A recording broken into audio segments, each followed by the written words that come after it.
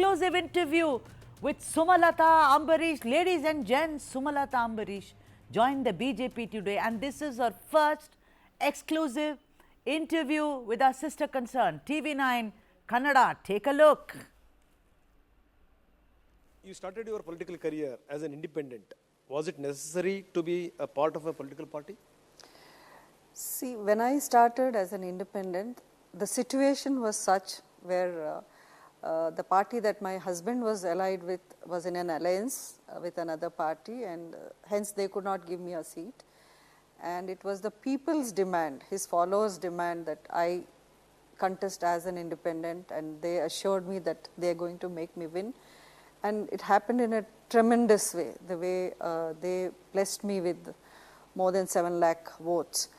But today's situation definitely is different. Now, the party which I have been associated with closely over the past 5 years is BJP, and they are unexpectedly, I would say, in an alliance now with JDS party. So, I think an independent winning every time is not such an easy task, A.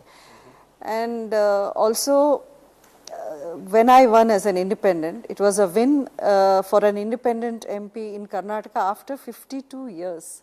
So it was history. My victory was historical in every sense.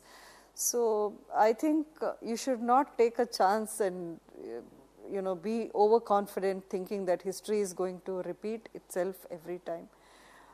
I'm happy with the victory that I got then, but I have to think of things beyond me now. I have to think of my constituency, I have to think of my followers, my karyakartas, the people who have stood by me in every situation. I think being in a party, I can help them, I can strengthen them, and I can work for the party. So it's like this situation demands me to be part of a party. Okay, your husband was close associated with Congress and Janata Dal, but you joined BJP. How, madam? See, my husband was the first time MP from Janata Dal, which was the combined Janata Dal actually. Then later they split into Janata Dal and Janata Dal S, JDS as we know it. Then I think he joined Congress again, and he was with Congress for the next 25 years or so. But towards the end, he was disillusioned with the way he felt the party had humiliated him. And we have seen his pain. I have been through what he went through at that period when his health was failing on one side, and he felt that the party also had let him down in a lot of ways. If you remember, that's the only reason or the main reason why in 2018 assembly elections, though he was offered again the Mandya seat from which he had won the previous election, he refused to contest. He sent back the B form. He didn't heed, every leader from the party, they came and they were trying to convince him to contest again, but he refused because he was disillusioned with the party. And I cannot forget that in one sense. That's one part. The other part is, I have seen the way BJP works at the center. I have seen Narendra Modi ji's way of working, his vision for our country, the way he works 18 to 20 hours a day at this age also is truly inspiring. And I think also I've got a lot of respect, and they are very keen also that I be part of their party. I think the feeling is mutual when I say I respect the BJP. I get a lot of respect also from the BJP leaders, whether in the state or the center. So I think that decided or made my decision final that I want to join this party. So Mandya was very close to your husband's heart and your heart also. So there is a different issue. But my question is, what is the that one dream of his you want to realize for Mandya? Mandya really was very, very close to his heart. Wherever he went, if he saw even one person from Mandya, whether it was in Karnataka or outside the country, he would go and speak to that person and make sure, that that person also felt nice.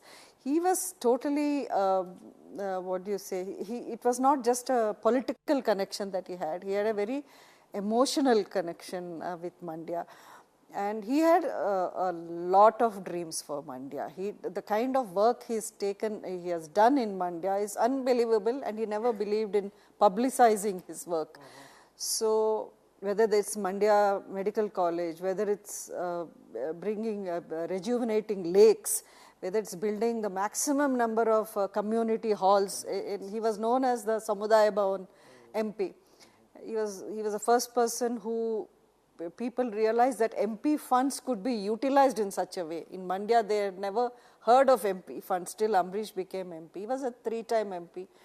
So I think I am trying to walk in his path.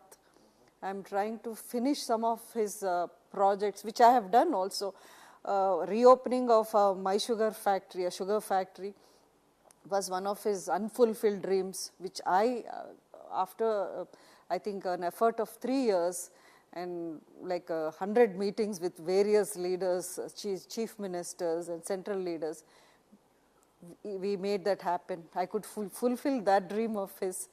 And also he was a housing minister, so he had started a lot of projects, building houses for the poor. So, and after his demise, that work had stopped also. So I managed to get down on the ground and get the housing board officials, the department, the ministers, and I made sure that those houses were ready. And now those people all have who were living under tin sheds, now they have moved into the houses and they have their documents with them and they are living happily. So this, I feel, I get very satisfied when I do his work. So there you had it. Sumalatha joins the BJP, and that is the first exclusive interview that you saw parts of it. You can catch that on TV9 Kannada, a whole new interview, and the first after she joins the BJP. One question each to Roja Kandat, senior journalist, and Professor Chambi Puranik. Roja, one thing that, namaskara to both of you. Roja, one thing that is very, very, it's difficult is, here is a woman who, won by 1.25 lakh votes, in 2019, defeating Nikhil Kumaraswamy. You think there is some kind of a compromise that she had to undergo? Of course, she says the Congress did not treat her well. We know Ambarish's background starting from Janata Dal. But the thing is that has she done? Do you think she's been smart, Roja? No, I think she's not been smart and she's ducked it this time. Probably because of some offer of a future promise that has been made to her. Because it's funny that she's now supporting the man whose son she won with almost more than 7 lakh votes.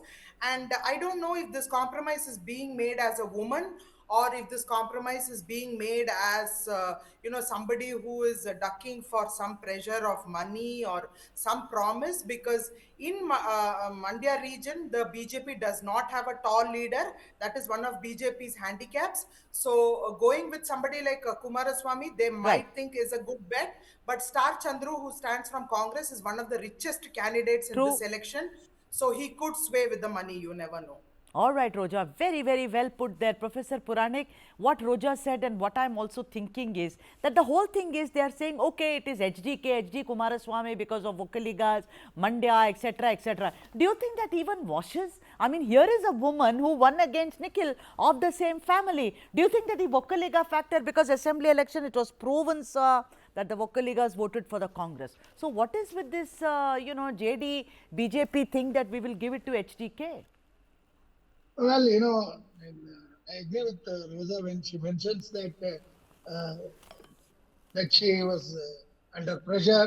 Perhaps she waited, till the end to get that Mandya seat for her as BJP candidate. But she was not an official member of BJP. Just she joined BJP yesterday, and also joining is only because of the promise made by Mr. Modi and Amit Shah. And just as Rosa mentioned, it is not for money.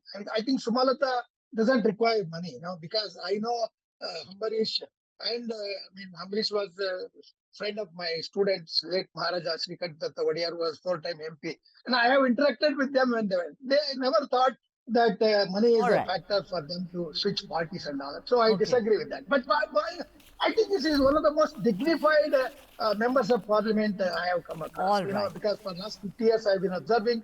I think she has the potential to be a very good member of parliament, and which she has proved also. And one more thing, near KRS dam, which is the bed of, the entire life of the Mandya people and that area, irrigation area. There was an illegal quarrying that is going on near Pandavpur and adjacent to that. And she openly protested. She said, this cannot go on and all that. She I has need to prevented that. apologize, sir, to you, Professor Sir and Roja.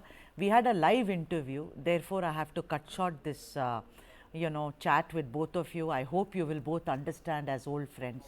Thank you very much, sir. Thank you so much.